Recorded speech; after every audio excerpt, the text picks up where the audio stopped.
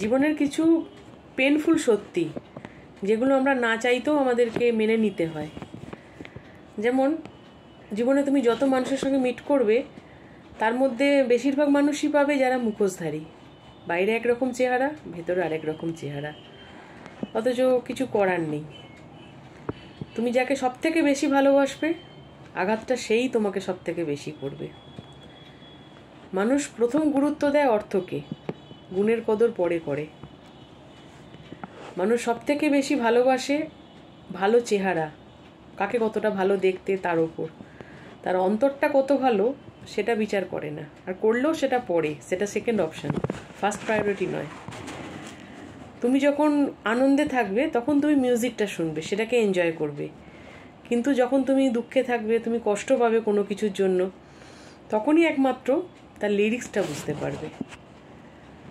জীবনে সফল হতে গেলে অসফলতাটা খুব দরকার, না হলে তুমি সফলতার অর্থটাই বুঝতে পারবে না, এবং কোনো স্ট্রাগল ছাড়া তুমি সফল হতেই পারবে না। জীবনে যখন তুমি কিছু অ্যাচিভ করবে, তখন তোমার অ্যাটিটিউডই সেটা বলে দেবে। বাট যখন তোমার কাছে কিছু যখন থাকবে না, তখন তোমার ধৈর্যই হবে তোমার কাছে বড় সম্পদ।